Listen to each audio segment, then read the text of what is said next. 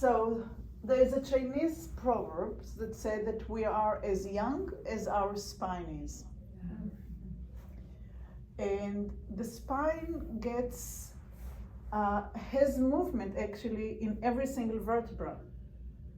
But because the way that we live our lives, some areas become really unused. So if you think about moving your head, if you put gently your fingers on your neck and you lift your head up and you lower your head down, how many of your vertebrae, you have 7 in the neck, are actually moving? Or do you feel that there's one place that it bends way more than the other? Just observe. No judgment. So that's as to the neck. Can you feel that maybe one is moving more than the other? All of them the same? All of the tendons get in the way. The tendons get in the way. So that's limit, kind of like tightness that doesn't allow the rest of them to move. I can't feel them. Uh-huh. And then let's say the spine, that's in the thoracic. There are 12 of those. From the bottom of the neck, like this area, down to the end of the ribs. How much of it can we move? If you put your hand between the breast, is the breastbone actually moving forward and back? Or is it like a bone? It's cartilage actually. Are the ribs allow movement?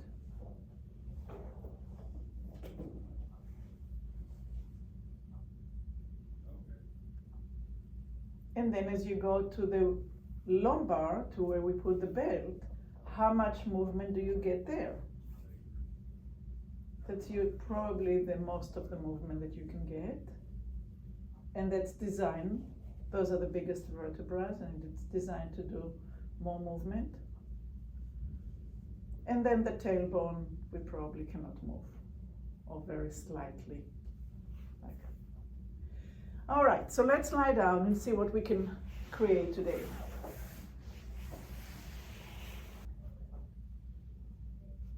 So laying down is always time to compare between your right side and your left side. So you have a vertical line in the center of the body. It goes from the tailbone up to the head, and maybe even beyond in your imagination. And from the tailbone down and beyond in between the legs. And that allows you to sense if your right leg is as far from the center line as much as the left one. And the right arm, how far is it from the center line versus the left one? And your right shoulder, how is it laying down versus the left one?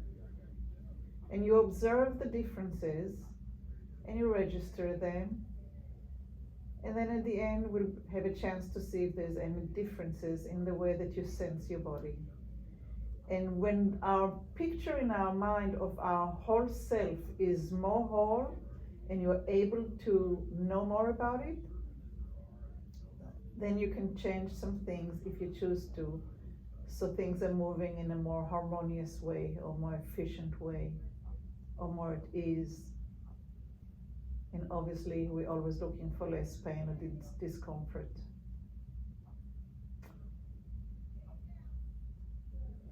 So,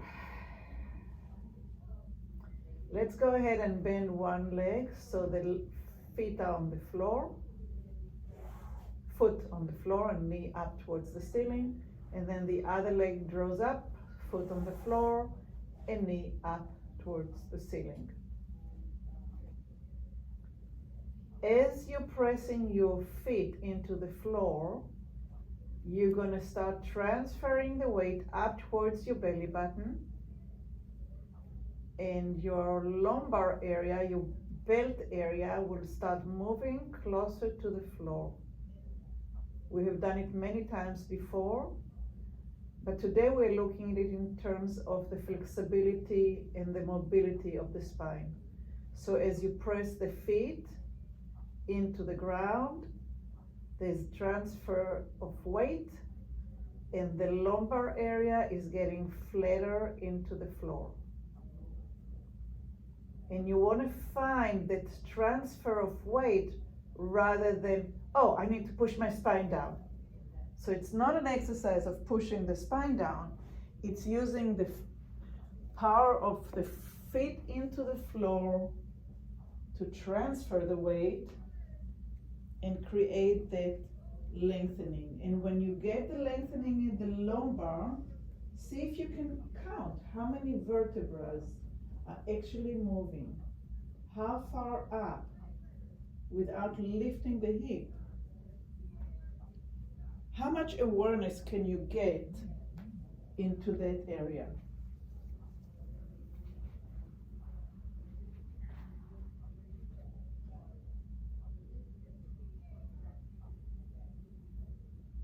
And now the next time, press the feet, flatten the lumbar, so the tailbone is kind of poking a little bit up between your legs, but the belly button is completely on the floor. And then we're gonna move directly from the belly button straight down as you can, dividing the pelvis into two sides and going south towards your tailbone.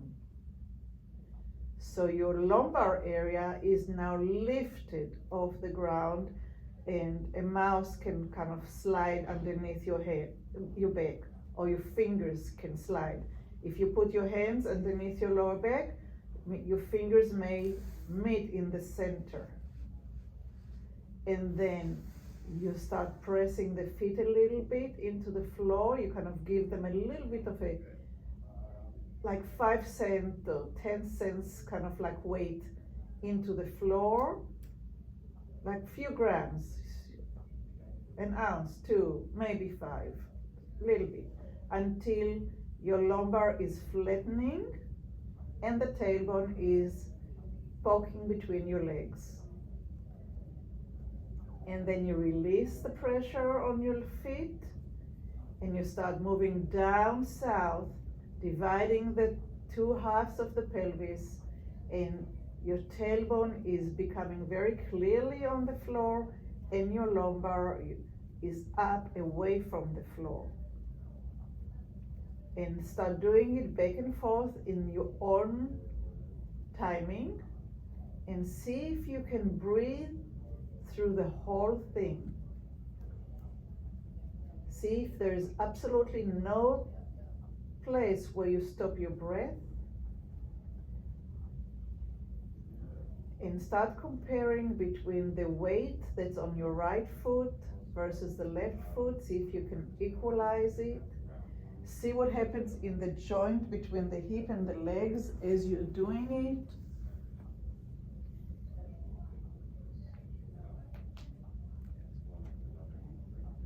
And you're trying to create a smooth transition from belly button to tailbone. Using the feet, using your breath.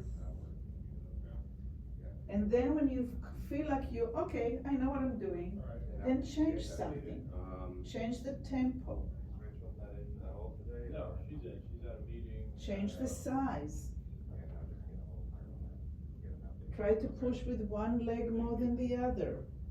Start getting interested in what changes happens when you do it in this way or in another way. If you have one pelvis that's higher than the other or rotated differently, maybe using the weight on your feet will help balance the differences. The whole idea is to get interested in learning and learn about your own patterns, and not wait for a teacher to tell you what to do, but for you to know so you own it and you'll remember it.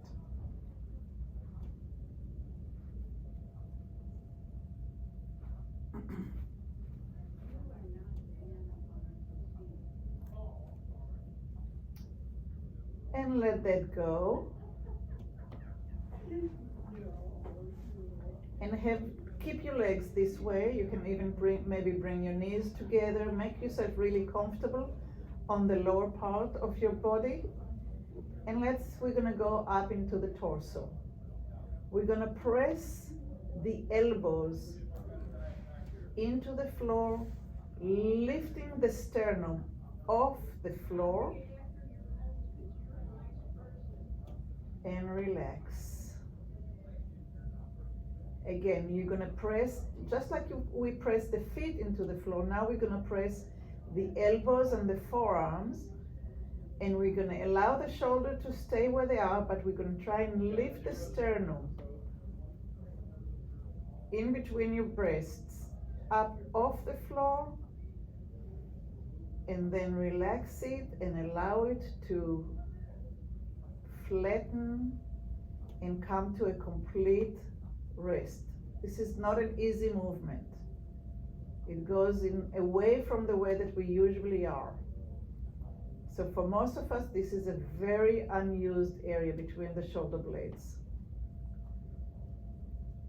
Now, between the shoulder blades or the scapulas, there are two muscles, rhomboids, major and minor. It looks like a Christmas tree. It goes diagonally from the center of the vertebra down towards the scapula. And as you're lifting, you're contracting them. You may feel the vertebrae, the muscle touching the vertebrae, and then completely let go and relax. So here we're working against gravity, and I'm actually asking you to create an effort to lift. Even if it's just in your imagination, even if it's not moving, but at least try.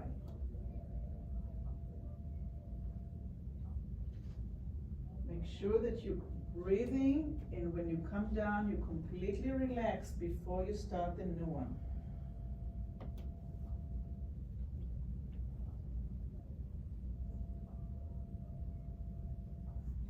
If your back is compromised in that area, don't think about the vertebrae in the back, but think about the sternum and just work with the lungs. Everybody works to their ability.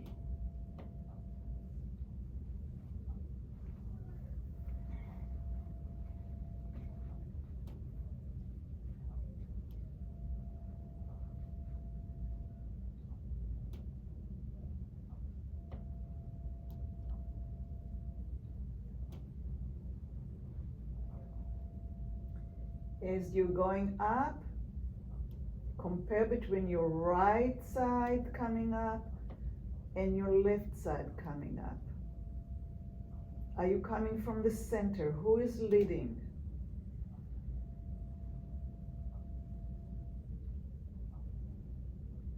Can you see your ribs as supple and the connection between the ribs to the cartilage in the center, the sternum? Pliable, where your breath can actually allow it to expand.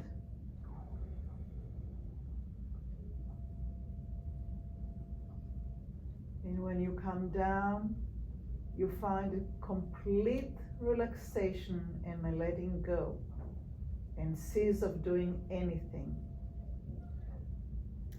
And only when you're ready, the breath will start taking you up as if you are hovering over a big cloud.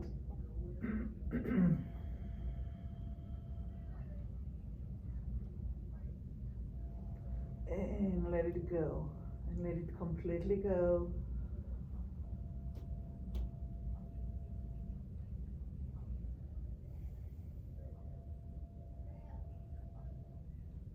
Noah, it seems cold in here.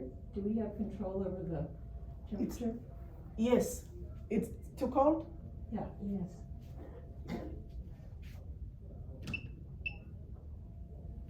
2 degrees? Good, Yeah. let's try. Yeah.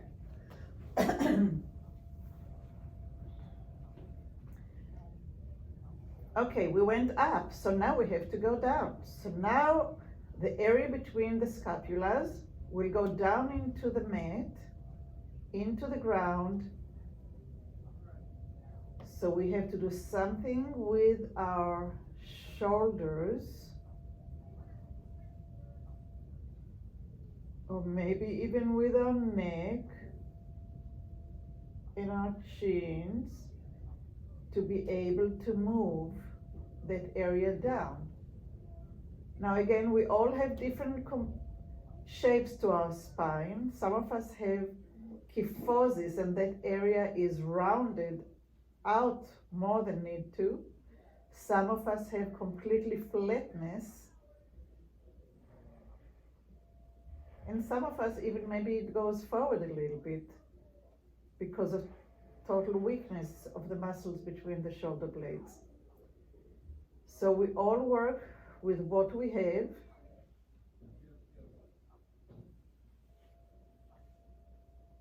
And notice what it is that you need to do to find a little bit movement going back into the ground.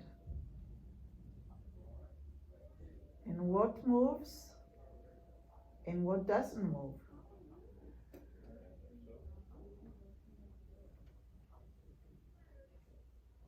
Go ahead and bring your hands above your chest and hold your elbows. And press the hands into the elbows and try to go down into the ground with your spine. See if that creates a little bit more clarity.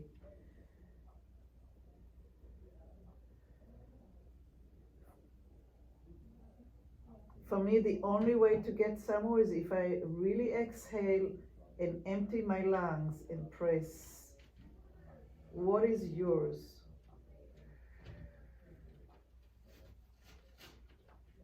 How does your lower ribs respond to that pressure into the floor? Well, and I'm thinking about putting ceiling fans out there also when it's hot.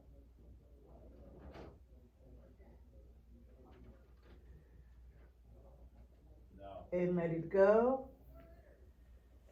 Let go the legs, let go the arms.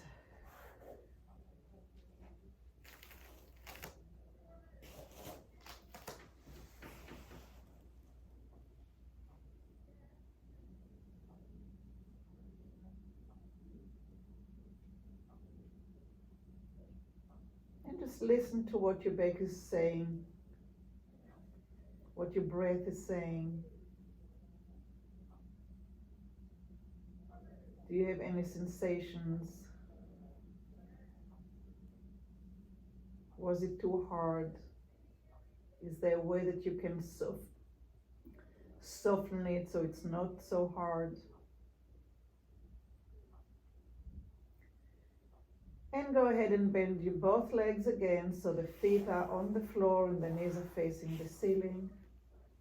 Lift one leg up above the chest and the other one above the chest and drop the feet again to the floor. And that will be where they are. Just drop the feet into the floor. And now press the feet into the floor. Move, like transfer the weight until your belly button is on the floor. And then lift the tailbone off the floor until there is a straight line between the knees and your shoulder.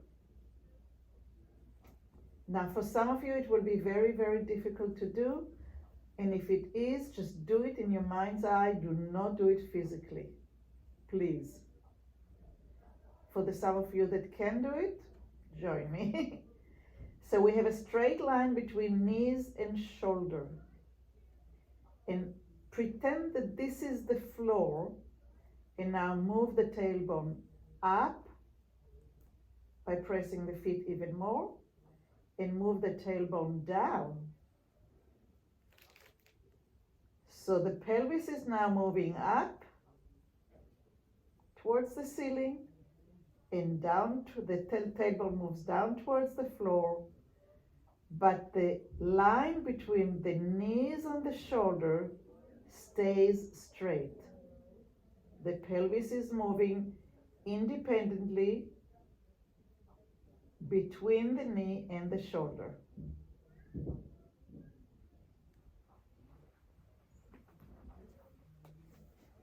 You have to use your feet, they're anchoring you.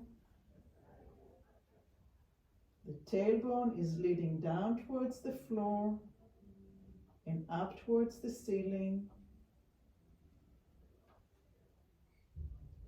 Whenever you get tired, you go down and you rest, and then you come back up.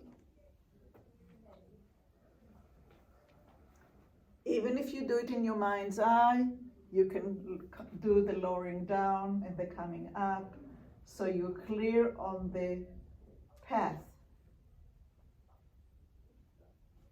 So the tailbone is leading the way down towards the floor without lowering the spine, and up towards the ceiling without lifting the spine.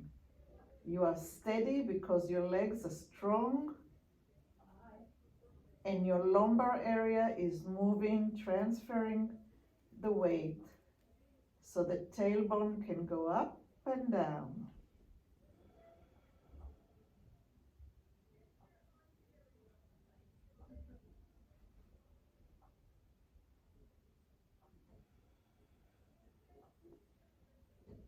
When you're ready to come down, you're putting one vertebra at a time, counting them in your mind's eye, or even putting your fingers in the front and directing them one vertebra at a time. You're trying to isolate and create space between each vertebra, allowing the cartilages to be alive and vibrant,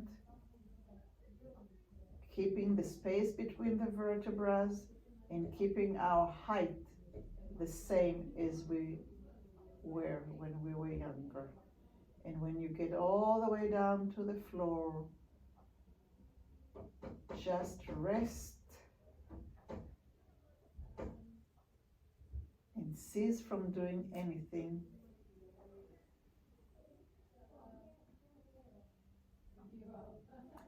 Notice how your spine is meeting the floor now.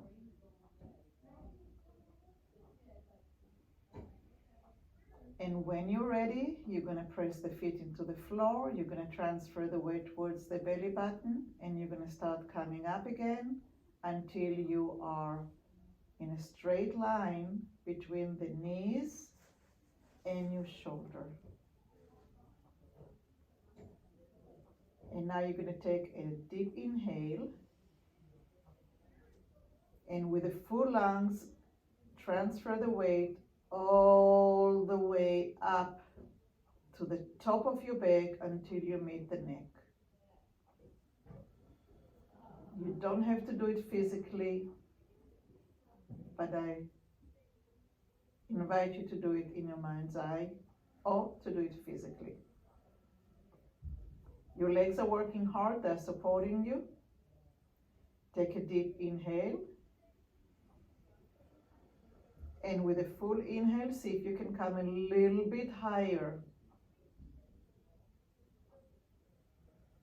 Exhale, stay high. Full inhale. See if you can come even higher.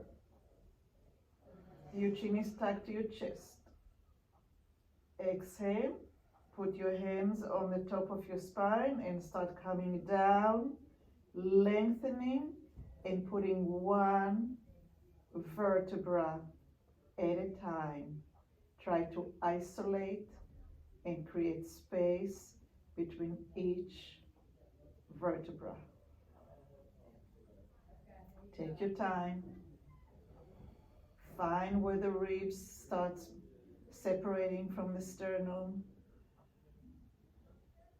Find where the 10th, 11th, and 12th vertebrae are. Then you meet the lumbar, the waist, and the waist is 5 vertebrae wide. It's not a small area. See if you can put all 5 separately. And then you get to the sacrum, to the triangle bone, and only when it's flat on the ground, you release the weight from your feet and you come to complete rest.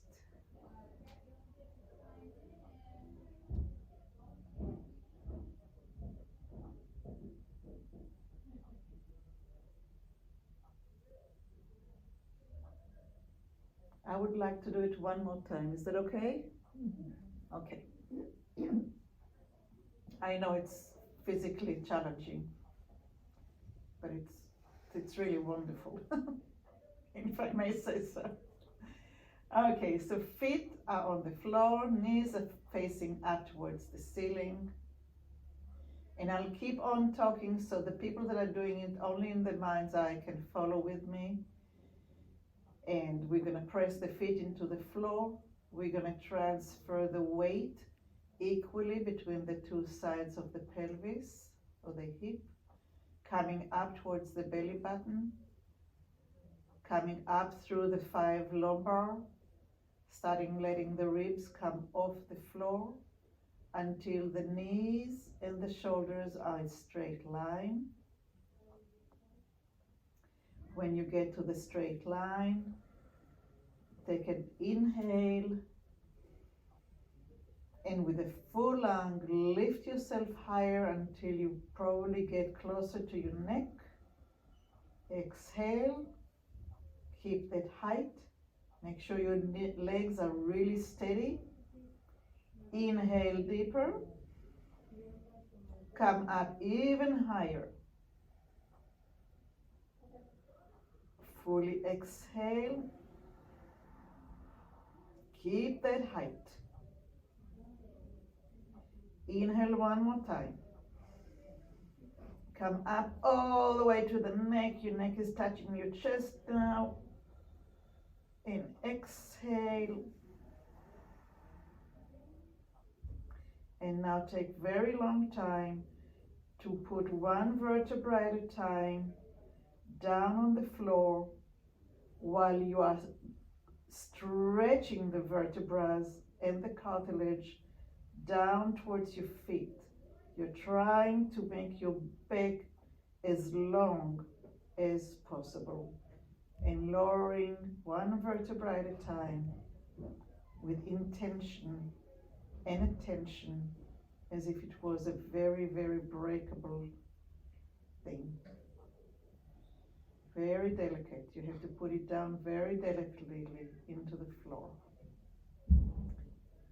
When you get down to the end of the sternum, pay especially attention to the 10, 11, and 12 vertebrae in the back, and then the 5 lumbar. Take time to put them separately until you get a little bit below your belly button. That's when the triangle bone, the sacrum is, and then the tailbone.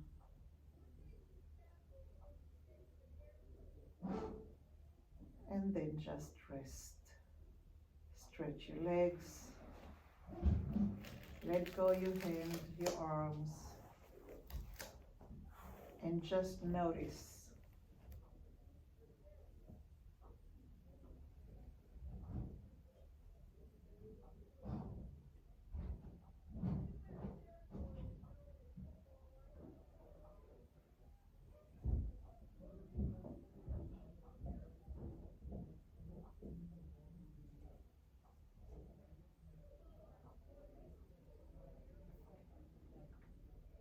Take another few seconds of breathing and just noticing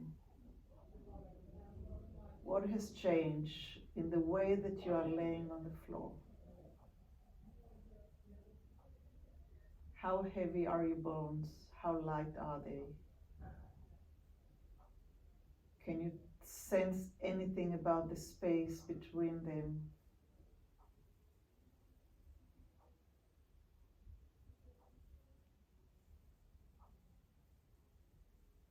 And let's roll to the side and turn on your bellies.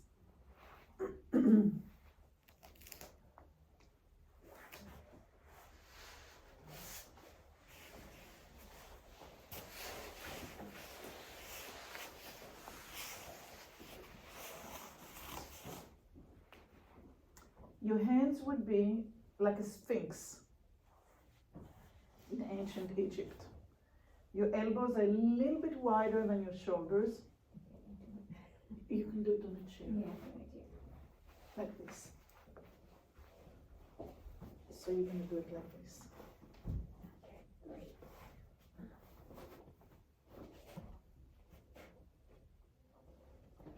Your hands closer, so it's like a triangle.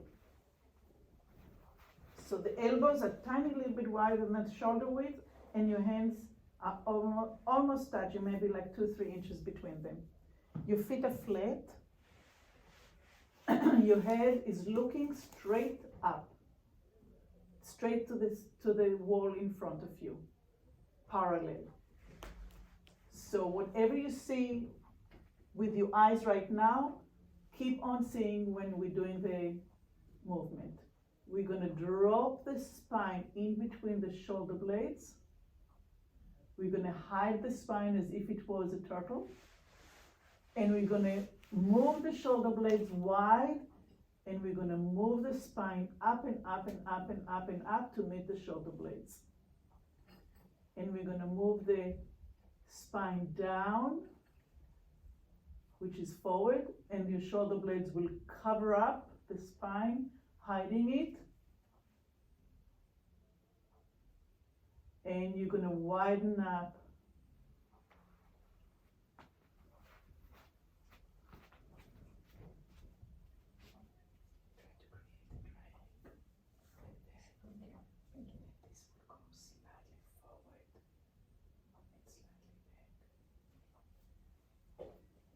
So the eyes are not moving up and down, the head is not moving up and down.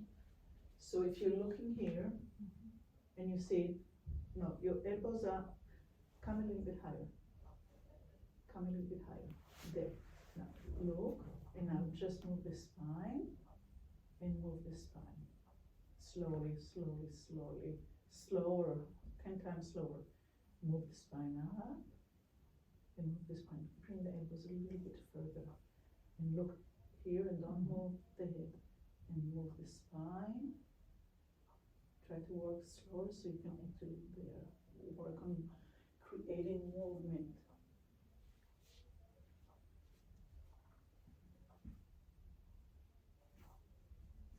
Okay, come up with it. Look at my hand. Look at my hand. Keep on looking at my hand. Move the spine. Now lift the spine. Don't drop the eyes. Don't drop the head. Don't drop the head.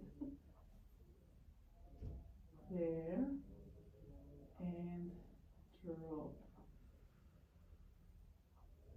Yes. Now keep the eyes and lift the spine. Keep the eyes. Keep the eyes. Keep the eyes. There you go. And now drop. Good. Beautiful.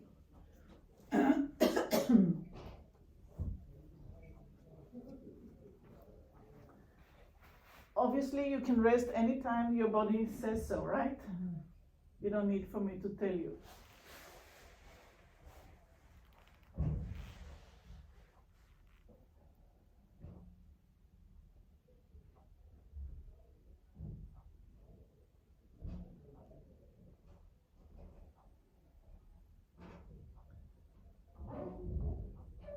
Okay, and rest. You can kind of look at me for a second. This is one of the, sometimes people come to me and say, what can I do about this? Can you help me fix something? Which is really not my way of being, sometimes. So some women develop a hump here, Mm. Hunginger's hump or whatever it's called. Dowagers. Dowagers. When we keep the eyes on the horizon, so this is working, and we're moving underneath it and above it, you're actually helping this disappear. Because you're creating movement. All this is like it's lack of movement, because most of the day we're like this.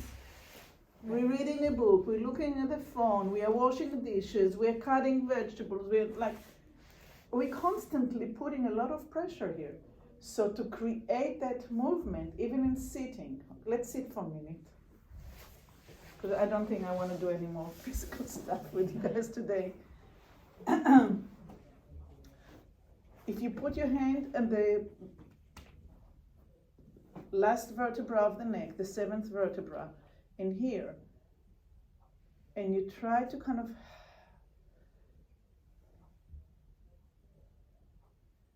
because when we just do shoulders exercise, it doesn't get there.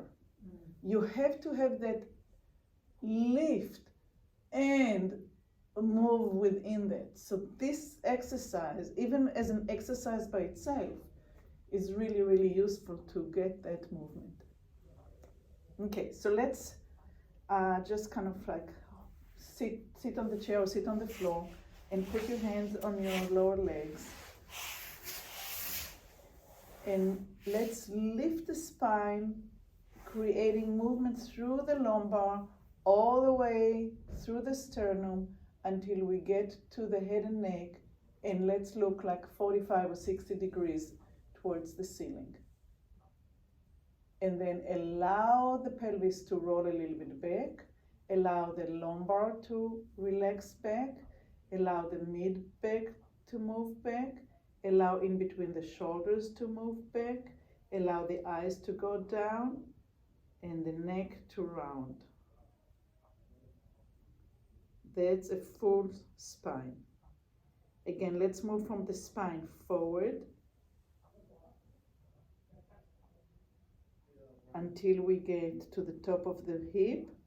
Start moving through the lumbar, up and up and up until we get into the sternum. Lift the sternum as if you're a puppet, there's a string pulling up until you get to the neck, and the eyes are up like 45 degrees or 60 depending on your flexibility. And let's relax the pelvis and roll it a little bit back. Allow the lumbar. 1, 2, 3, 4, 5, and then we have 10 in the back, in the thoracic. 12, sorry. Until we get to the neck, the eyes are dropping, the head is dropping, the chin is dropping. And then we're gonna move again from the spine, the bottom of the spine, the tailbone, the sacrum, the hip, the lumbar, in between the ribs, into the sternum, a string of a puppet pulling up. Chest is opening, heart is soft, all the way to the neck.